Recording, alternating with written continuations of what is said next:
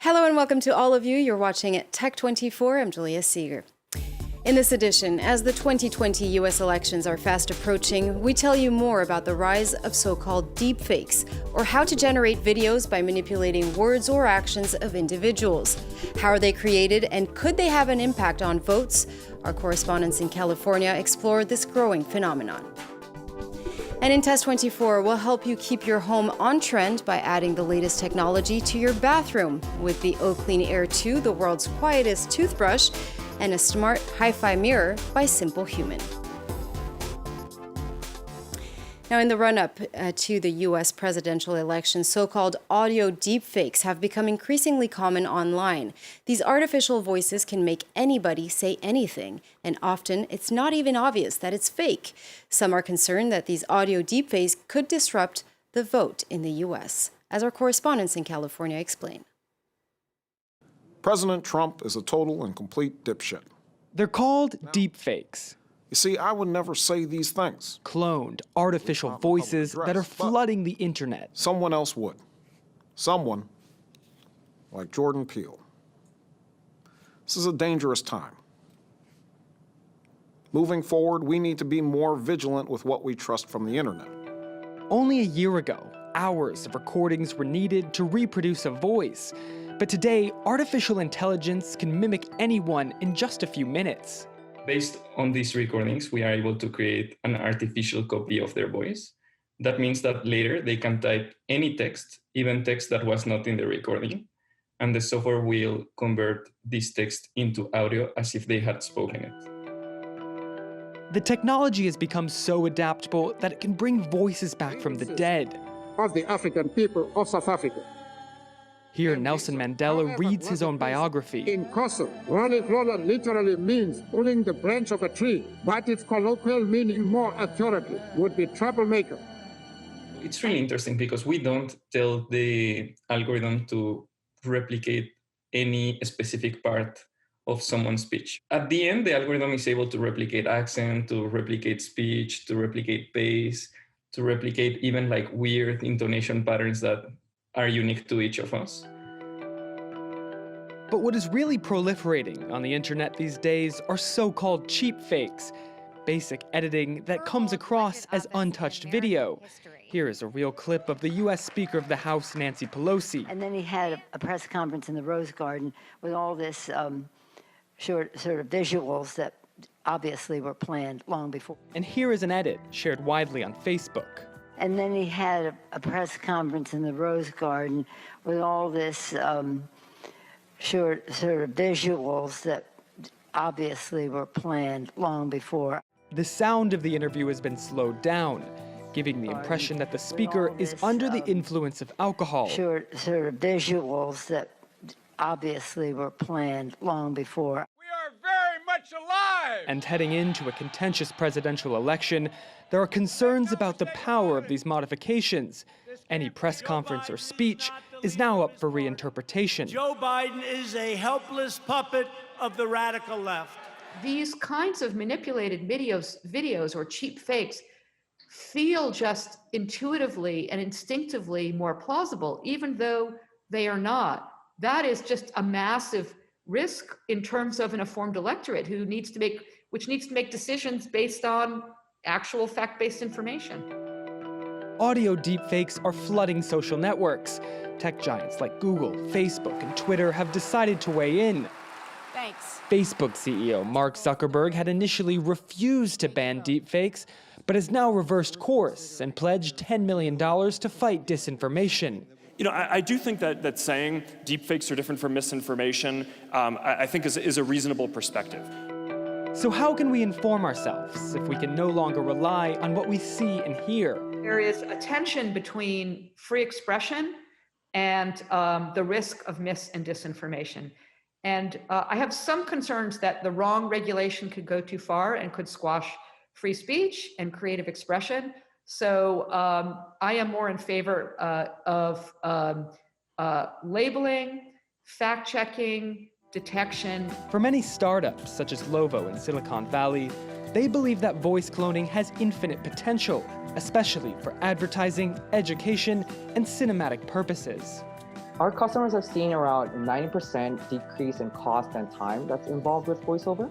So that's the number one part with corporate marketing. For the entertainment is, if you think about, say, a war movie, you need 2,000 different people's voices.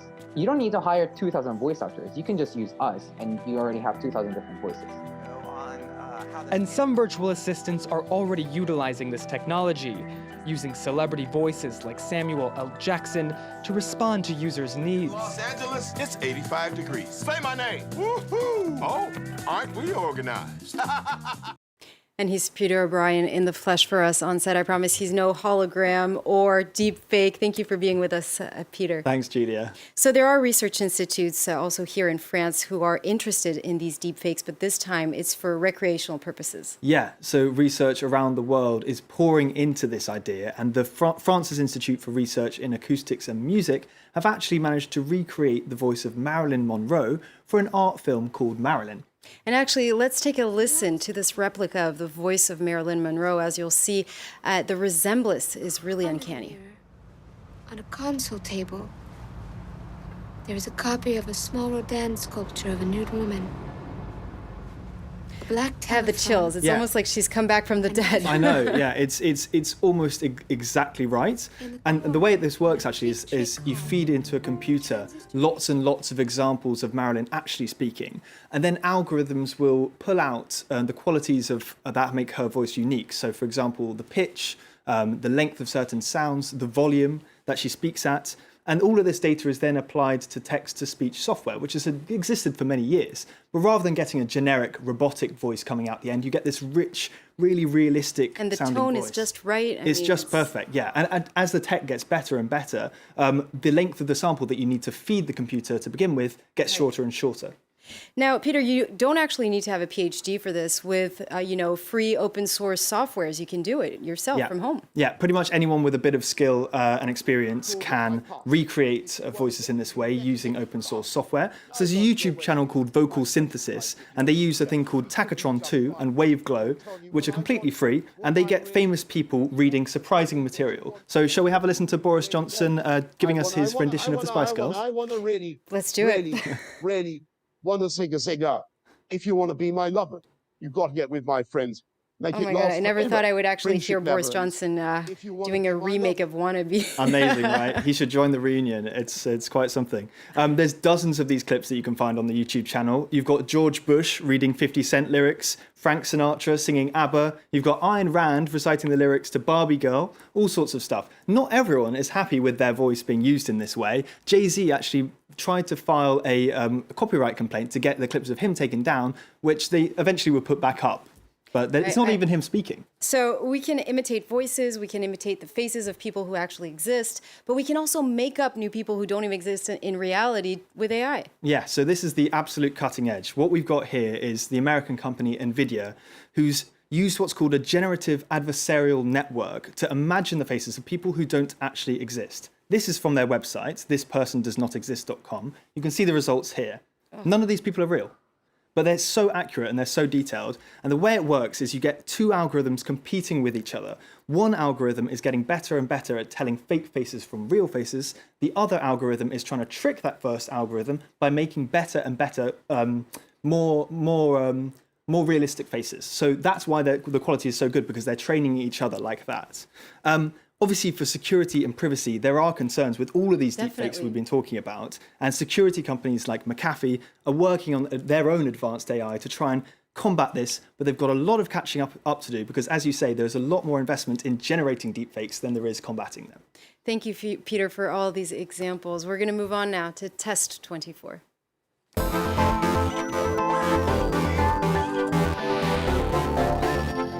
On the set of Test 24 this week, we have two tech devices, one that will give you the brightest smile and the other to make sure that your makeup is flawless.